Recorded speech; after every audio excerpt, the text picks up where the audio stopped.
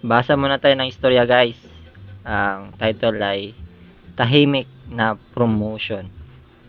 Nina Marco at Jay ang main character. So, sa isang maliit na opisina, may dalawang empleyado. Si Marco, tahimik pero masipag. Si Jay, confident at laging nagsasalita. Sabi ni Marco, "Ayos lang, basta ginagawa ko trabaho ko." Sabi naman ni Jay, "Boss, natapos ko na yung report. Ito po summary ng improvements." Pareho silang magaling, pero magkaiba sila ng approach. Si Marco, trabaho lang. Si Jay, trabaho at communication. Bulong ni Marco sa kanyang sarili, "Pareho lang naman kami ng output."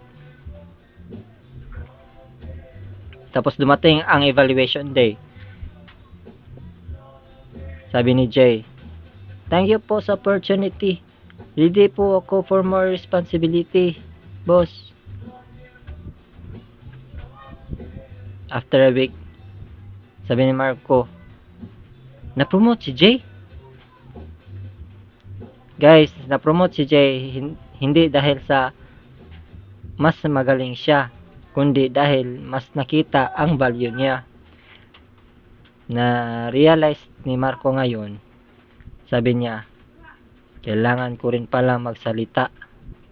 Guys, sa trabaho, hindi sapat ang sipag. Kailangan mo ring ipakita ang kaya mo.